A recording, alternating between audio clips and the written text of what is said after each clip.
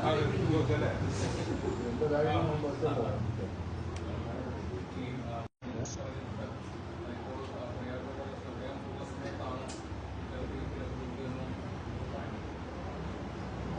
കാര്യം വളരെ വ്യക്തമാണ്. ശബരിമലയിൽ നടന്നിട്ടുള്ള ക്രമക്കേടുകൾ ആരുടെ കാലത്താണെങ്കിലും അത് അന്വേഷിക്കണം. അതന്വേഷിച്ചിട്ട് സ്വർണ്ണക്കൊള്ള നടത്തിയ ആളുകളെ മുഴുവൻ നിയമത്തിൽ മുന്നിൽ കൊണ്ടുവരണം. അതിനകത്ത് ഞങ്ങൾക്ക് രാഷ്ട്രീയ ഭേദമില്ല. ആ കാര്യം വളരെ വ്യക്തമാണ്. UDF ഭരണകാലത്ത് ഇത്തരം സംഭവങ്ങളൊന്നും ഉണ്ടായിട്ടില്ല. ഇത് എല്ലാവർക്കും അറിയാവുന്നതാണ്. ഭാഗ്യവാഹൻ അവരെല്ലാവരും പരസ്യമായിട്ടാണ് തന്ത്രിക്ക് കൊടുത്തത് നമ്മളെല്ലാം കണ്ടത്. അത് രഹസ്യമായി നടന്ന മോഷണമൊന്നുമല്ല. അപ്പൊ അതിനെ സംബന്ധിച്ച് വ്യത്യസ്ത അഭിപ്രായങ്ങളൊക്കെ പറയുന്നുണ്ട്. അത് പരിശോധിക്കട്ടെ. പക്ഷെ സ്വർണം കെട്ട ആളുകളെ സംരക്ഷിച്ചിട്ട് ഇത്തരം UDFന്റെ കാലത്താണെന്നുള്ള പ്രചരണം നടത്തുന്നത് യഥാർത്ഥ കള്ളന്മാരെ രക്ഷിക്കാനുള്ള നീക്കമാണ്. അതൊന്നും വില പോകാൻ പോകുന്നില്ല. ഇന്നിവിടെ പേരിൽ നടക്കുന്ന എന്തിനു വേണ്ടിയാണെന്ന് എല്ലാവർക്കും അറിയാം. യഥാർത്ഥ കള്ളന്മാരെ രക്ഷിക്കാനും അതിനുവേണ്ടി അന്വേഷണത്തിന് വഴിതിരിച്ചുവിടാനുമുള്ള ചില നീക്കങ്ങൾ നടക്കുന്നുണ്ട്. ആരുത്തരവാദിയാണെങ്കിലും ശബരിമല ധർമ്മശാസ്താവിന്റെ സ്വർണം ഉൾപ്പെടെയുള്ള വസ്തുക്കൾ അടിച്ചു മാറ്റിയത് ആരാണെങ്കിലും അവരുടെ പേരിൽ നടപടി ഉണ്ടാകണമെന്നുള്ളത് തന്നെയാണ് UDFന്റെ എല്ലാ കാലത്തെ അഭിപ്രായം. ഞങ്ങളത് വ്യക്തമാക്കിയിട്ടുള്ള കാര്യമാണ്. ഈ പ്രതികളെ രക്ഷിക്കാൻ എല്ലാ ശ്രമവും നടത്തുന്ന ആരാണെന്ന് എല്ലാവർക്കും അറിയാം. സ്വകാര്യ ആശുപത്രിയിൽ പോയി മൊഴിയെടുക്കാൻ പോലും തയ്യാറാകാതെ ആരെ CPI നേതാവിനെ രക്ഷിക്കുന്നതാണെന്ന് എല്ലാവർക്കും അറിയാം. അപ്പൊ ഞങ്ങളെ സംബന്ധിച്ചിടത്തോളം ഈ കാര്യത്തിൽ നയം വളരെ വ്യക്തമാണ്. അയ്യപ്പന്റെ സ്വർണം കട്ട ആളുകൾ ആരാണ്, തൊണ്ടി മുതൽ എവിടെ, ഇതെല്ലാം വ്യക്തമാകേണ്ട സന്ദർഭം അതിക്രമിച്ചിരിക്കുക. രണ്ടാമതായി എനിക്ക് പറയാനുള്ളത് കേരള കോൺഗ്രസുമായി ബന്ധപ്പെട്ടൊരു കാര്യമാണ്. ഞങ്ങൾ ആരോടും ഇതുവരെ കേരള കോൺഗ്രസുമായി മുന്നണി പ്രവേശന ചർച്ച നടത്തിയിട്ടില്ല. ഞങ്ങൾക്ക് UDFനെ സംബന്ധിച്ചിടത്തോളം ഞങ്ങളുടെ നിലപാട് വളരെ വ്യക്തമാണ്. ആരെങ്കിലും UDFിൽ ചേരാൻ താല്പര്യം പ്രകടിപ്പിച്ചാൽ അവരോട് ചർച്ച ചെയ്യാം എന്നുള്ളതല്ലാതെ ആരെയും ഞങ്ങൾ അങ്ങോട്ട് ചെന്ന് അവരെ ആരെയും ഞങ്ങൾ ആരും ക്ഷണിച്ചിട്ടില്ല. ഞങ്ങൾ അവരില്ലാതെ തന്നെ കേരള കോൺഗ്രസ് ഇല്ലാതെ തന്നെ കഴിഞ്ഞ പാർലമെന്റ് തെരഞ്ഞെടുപ്പിലും കഴിഞ്ഞ പഞ്ചായത്ത് തെരഞ്ഞെടുപ്പിലും ഉജ്ജ്വലമായ വിജയമാണ് UDF നേടിയിട്ടുള്ളത്. ആ വിജയം നിയമസഭാ തെരഞ്ഞെടുപ്പിലും ആവർത്തിക്കുന്നത് ഞങ്ങൾക്ക് ഉറപ്പുണ്ട്. അപ്പൊ അതുകൊണ്ട് ഞങ്ങൾ ഒരു കക്ഷിയുടെയും പിന്നാലെ പോയിട്ടില്ല. ഒരു കക്ഷിയുമായി ഞങ്ങൾ ചർച്ച നടത്തിയിട്ടില്ല. ഇപ്പൊ LDF വിട്ട് ധാരാളം ആളുകൾ വരുന്നുണ്ട്. ആ വരുന്നവരൊക്കെ വർഗവഞ്ചകരാണെന്നാണ് ഗോവിന്ദ മാസ്റ്റർ പറയുന്നത്. അപ്പൊ UDF വിട്ട് കോൺഗ്രസ് വിട്ടു പോയ ആളുകളൊക്കെ പുണ്യവാളന്മാരും CPMൽ മനം എടുത്ത് കോൺഗ്രസിലേക്ക് ആരെങ്കിലും വന്നാൽ അവർ വർഗവഞ്ചകരാണെന്ന് എങ്ങനെ? കോൺഗ്രസ് വിട്ടു പോയവർക്കൊക്കെ പരവതാനി വിരിച്ച് സ്വീകരണം കൊടുത്ത് അവർക്കൊക്കെ വലിയ പദവികൾ നൽകിയവരാണ് ഇവർ. അങ്ങനെ പോയവർക്ക് പദവികൾ നൽകി ആദരിച്ചവർ അവരുടെ പാർട്ടിയിൽ നിന്ന് ആരെങ്കിലും വിട്ട് കോൺഗ്രസ് വന്നാൽ അവരെങ്ങനെ വർഗവഞ്ചകരാകും? അതൊരു ഇരട്ടത്താപ്പല്ലേ മാസ്റ്ററെ? ആ ഇരട്ടത്താപ്പ് കേരളത്തിൽ ചെലവാകുമോ ഗോവിന്ദ മാസ്റ്ററെ? ഞങ്ങളാരെയും പ്രലോഭിപ്പിച്ചുകൊണ്ടിരുന്നല്ല. നിങ്ങളുടെ പ്രവർത്തനങ്ങളിൽ മനം മടുത്ത് കമ്മ്യൂണിസ്റ്റ് മാർക്സിസ്റ്റ് പാർട്ടിക്ക് കമ്മ്യൂണിസം ഇല്ലാതായതിൽ പ്രതിഷേധിക്കാൻ ഇന്ന് വയനാട്ടിൽ ഒരാൾ രാജിവെച്ചു. ഇതുപോലെ ആളുകൾ രാജിവെച്ച് പാർട്ടിയിൽ നിന്ന് പുറത്തു പോകുന്നു. യഥാർത്ഥ കമ്മ്യൂണിസ്റ്റ് വിശ്വാസികൾക്ക് ഇന്ന് CPMൽ തുടരാൻ കഴിയാത്ത അവസ്ഥ വന്നിരിക്കുന്നു. അതിൽ ഞങ്ങളെ കുറ്റപ്പെടുത്തിയിട്ട് എന്താണ് കാര്യം? അപ്പൊ അതുകൊണ്ട് വസ്തുതകളൊക്കെ ജനങ്ങൾക്ക് മനസ്സിലാക്കുമെന്നുള്ള ബോധം മാർക്സിസ്റ്റ് പാർട്ടിയുടെ നേതാക്കന്മാർക്കുണ്ടാകും. അപ്പൊ വീടുതോറും കയറി ഇറങ്ങി മാപ്പ് പറയുക, ഇത് ജനങ്ങളെ കബളിപ്പിക്കാനാണ്. CPMന്റെ ഗൃഹസന്ദർശനം എന്ന് പറയുന്നത് ഒരു പാഴ്വേലയാണ്. എല്ലാ കുറ്റങ്ങളും ചെയ്തിട്ട് ജനങ്ങളെ പരമാവധി കഴിഞ്ഞ 10 വർഷം ദ്രോഹിച്ചിട്ട് തെരഞ്ഞെടുപ്പെടുത്തപ്പോൾ വീടുകൾ കയറി മാപ്പ് പറയുന്ന ഈ ഏർപ്പാട് ജനങ്ങൾ തിരിച്ചറിയും. എന്തുകൊണ്ടൊന്നും ജനങ്ങളെ പറ്റിക്കാൻ സാധ്യമല്ല. ഇടതുപക്ഷ ജനാധിപത്യ മുന്നണിക്ക് ഒരു തുടർഭരണ രീതിയില്ല. അത് ജനങ്ങൾ പഞ്ചായത്ത് തെരഞ്ഞെടുപ്പിലൂടെ വ്യക്തമാക്കിയ കാര്യമാണ്. അതുകൊണ്ട് ഈ രാഷ്ട്രീയ നാടകം, ഈ ഗൃഹസന്ദർശനം എന്ന് പറയുന്നത് ഒരു പാഴ്വേലയാണ്. ഇത് ജനങ്ങൾ തിരിച്ചറിയുമെന്ന കാര്യത്തിൽ സംശയമില്ല. പള്ളിയിൽ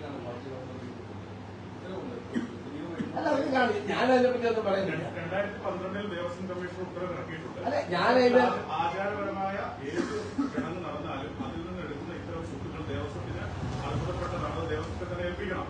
അതേതായി പറയുന്നത് പൂർണ്ണമായും തെറ്റാണെന്ന് ആ ഉത്തരവ് തെളിയിക്കുന്നതാണ്. അത് അദ്ദേഹത്തോട് ചോദിക്കുക, എന്നോട് ചോദിക്കുന്ന കാര്യമില്ല. അല്ല, ആ ബോർഡെന്ന് പറഞ്ഞ പ്രയാഗ് ഗോപാലകൃഷ്ണൻ പ്രസിഡന്റ്. അതോടൊപ്പം തന്നെ CPM-ന്റെ ഒരു നേതാവ്, അദ്ദേഹത്തിന്റെ പേര് നമ്മുടെ മാവേലിക്കരക്കാരനായ CPM നേതാവും അതേ തറയിലുമാണ് ഇപ്പൊ ജീവിച്ചിരിക്കുന്ന രണ്ടുപേരും. രാഘവനും അതേ തറയിലുമാണ് ജീവിച്ചിരിക്കുന്നത്. അവരോട് സംസാരിക്കണം.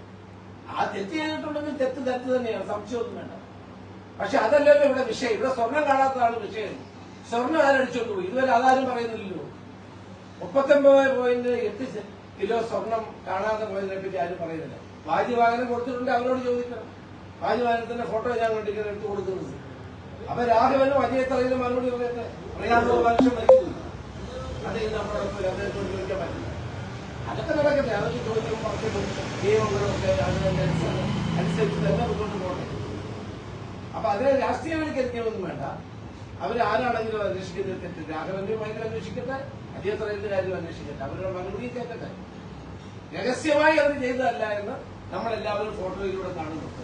അത് ഈ വാജിവാഹനം എടുത്ത് പ്രയാഗ് ഗോപാലകൃഷ്ണൻ തന്ത്രിക്ക് കൊടുക്കുന്ന എല്ലാ ഫോട്ടോയും പുറത്തു വരുന്നു.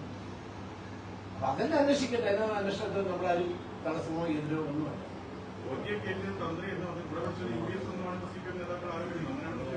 അതെ, അത് എന്നെ രീതിക്ക് ഇപ്പൊ പാട്ടിനോട് വലിയ എതിർപ്പാണ്. അദ്ദേഹമാണ് സ്വരലയം ഉണ്ടാക്കിയ ഒരാൾ. പക്ഷെ ഈ പാട്ടെന്ന് കേട്ടാലും പാരടി എന്ന് കേട്ടാലും അദ്ദേഹത്തിന് ഇപ്പൊ തലവേദന വരുന്ന ബേബിയിൽ നമ്മളാരും അത് പ്രതീക്ഷിക്കും. കാരണം പാട്ടിന് ഒത്തിരി സ്വരലയ്ക്ക് വേണ്ടി ഒത്തിരി പാടി നടന്ന ഒരാളാണ് ഈ ബേബി. അപ്പൊ പാട്ടിനോട് ഇത്ര ഒരു അസഹിഷ്ണുത ബേബി കാണിച്ചത് ദുഃഖകരമായി.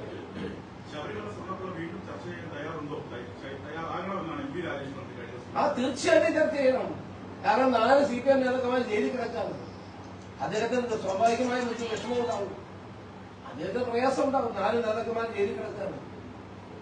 ആ നേതാക്കന്മാരെ പാർട്ടിയിൽ നിന്ന് പുറത്താക്കിയിട്ടില്ല. ചർച്ച ചെയ്യണം. ഞാൻ ആരെയും വെല്ലുവിളിക്കാനൊന്നുമില്ല. ചർച്ച ചെയ്തതിലൊന്നും തെറ്റില്ല. ചർച്ച ചെയ്യണമെന്നാണ് എന്റെ അഭിപ്രായം. അത് ഒരു പ്രയാസം ഞങ്ങൾക്ക് ഉണ്ടാവേണ്ട കാര്യമില്ല. ചർച്ച ചെയ്യണം.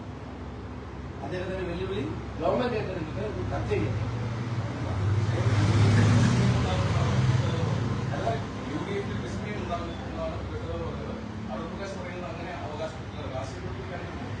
ഒരാശയക്കുഴപ്പമില്ല. UDF-ലേക്ക് കൂടുതൽ ആളുകൾ വരുന്നതിനുള്ള അസ്വസ്ഥതയാണ് CPM. വ്യക്തികളല്ല, ജനവിഭാഗങ്ങൾ. കഴിഞ്ഞ പാർലമെന്റ് തെരഞ്ഞെടുപ്പിന് ശേഷം പഞ്ചായത്ത് തെരഞ്ഞെടുപ്പ് വന്നപ്പോൾ കൂടുതൽ ആളുകൾ, കൂടുതൽ ജനവിഭാഗങ്ങൾ, വ്യക്തികൾ കോൺഗ്രസിനോടും UDF-നോടും ആഭിമുഖ്യം പ്രകടിപ്പിക്കുന്നു. കാരണം ഈ സംസ്ഥാനത്ത് ജീവിക്കുന്ന 10 വർഷമായി കഷ്ടതയും പ്രയാസങ്ങളും ദുരിതവും അനുഭവിക്കുന്ന ജനങ്ങൾ ഒരു മാറ്റം ആഗ്രഹിക്കുന്നു. ഒരു ഭരണമാറ്റത്തിന് സമയമായിരിക്കുന്നു എന്ന ജനങ്ങളുടെ തിരിച്ചറിവാണിത്. ആ ജനങ്ങൾക്ക് തെറ്റുപറ്റിപ്പോയി. ഭരണവിരുദ്ധ വികാരമില്ല എന്ന് ആവർത്തിച്ചു പറഞ്ഞാൽ ഭരണവിരുദ്ധ വികാരമില്ലാതാകുമോ? അപ്പൊ അതുകൊണ്ട് ഭരണവിരുദ്ധ വികാരമുണ്ട്. ഈ ഗവൺമെന്റ് പോകണമെന്ന് ജനങ്ങൾ ആഗ്രഹിക്കുന്നു. ആ ആഗ്രഹത്തിന്റെ പ്രതിഫലനമാണ് നമ്മൾ ഈ പഞ്ചായത്ത് തെരഞ്ഞെടുപ്പിൽ ഉൾപ്പെടെ കണ്ടത്. അതുകൊണ്ട് ഞങ്ങളിടയിൽ ഒരു ആശയക്കുഴപ്പമില്ല. ഞങ്ങൾ ഒരു കക്ഷിയായിട്ട് ചർച്ച ചെയ്തിട്ടില്ല. ഞങ്ങൾ ആരും ഞങ്ങളോട് വരണമെന്നും പറഞ്ഞിട്ടില്ല. ആരെങ്കിലും വന്നാൽ ഞങ്ങൾ വേണ്ടെന്ന് പറയുന്നില്ല. വരുന്ന ആരാണെന്ന് നോക്കി കൂട്ടായി ആലോചിച്ച് അക്കാര്യത്തിൽ തീരുമാനമെടുക്കും. ഇതാണ് സത്യം. അല്ലാതെ ഞങ്ങൾ ഒരു കക്ഷിയെ ഇങ്ങോട്ട് കൊണ്ടുവരാൻ വേണ്ടി ആരോടും ചർച്ച നടത്തിയിട്ടില്ല. അത് വളരെ വ്യക്തമാണ്. അതിനൊന്നും തെറ്റില്ല. അത് പ്രായശ്ചിത്തം ചെയ്യുകയാണ്. അദ്ദേഹത്തെ ബഡ്ജറ്റ് അവതരിപ്പിക്കാത്തതുകൊണ്ട്, അദ്ദേഹത്തിന് ബഡ്ജറ്റ് അവതരിപ്പിക്കാൻ അവസരം കൊടുക്കാത്തത് കൊണ്ടുള്ള പ്രായശ്ചിത്തമാണ്. പാർലമെന്റ് തെരഞ്ഞെടുപ്പിലും തദ്ദേശ തെരഞ്ഞെടുപ്പിലും കേരള കോൺഗ്രസ് മാണി വിഭാഗമില്ലാതെ UDF-ന് വലിയ വിജയം നേടാനായില്ലെന്ന് പറഞ്ഞു. നിയമസഭാ തെരഞ്ഞെടുപ്പിൽ കേരള കോൺഗ്രസ് മാണി വിഭാഗം ഇല്ലാതെ വിജയിക്കും. അല്ല, അവരില്ലല്ലോ. അവർ ഇടതുപക്ഷത്തില്ല. അവർ ഇടതുപക്ഷത്താണ് ഉറച്ചു പറയുന്നത്. UDF-ന്റെ പൂർണ്ണ വിജയത്തിനെ കേരള കോൺഗ്രസ് മാണി വിഭാഗത്തിന്റെ അനിവാര്യത. അല്ല, നിങ്ങൾ മനസ്സിലാക്കണം. അവര് തന്നെ പറയുന്നു ഞങ്ങൾ ഇടതു മുന്നണിയിൽ ഉറച്ചു നിൽക്കാം. പിന്നെ ആ ചോദ്യത്തിന് എന്ത് പ്രസക്തിയാണ്? ഞങ്ങൾ UDF ഏതായാലും ജനങ്ങളുടെ പിന്തുണ ആവശ്യിച്ചുകൊണ്ട് ഒരു നിയമസഭാ തെരഞ്ഞെടുപ്പിൽ അധികാരത്തിൽ വരും. ഒരു തത്വം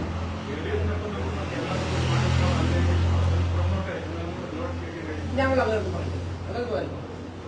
ഞങ്ങൾ പറഞ്ഞത് ഞങ്ങൾ കേരള കോൺഗ്രസ് എമ്മുമായി ഒരു ഘട്ടത്തിലും ചർച്ച ഔദ്യോഗികമായോ അനൌദ്യോഗികമായോ ആരും ചർച്ച നടത്തിയിട്ടില്ല. കഴിഞ്ഞ പഞ്ചായത്ത് തെരഞ്ഞെടുപ്പിലുണ്ടായ കനത്ത പരാജയം, പാർലമെന്റിലുണ്ടായ പരാജയം, അത് കണക്കിലെടുത്തുകൊണ്ട് ആരെങ്കിലും എവിടെയെങ്കിലും അഭിപ്രായ പ്രകടനം നടത്തിക്കാണും. ഞങ്ങൾക്ക് അതിന് ഉത്തരവാദിത്വമില്ല. ഞങ്ങൾ അങ്ങനെ ഔദ്യോഗികമായി തീരുമാനിച്ചിട്ടില്ല.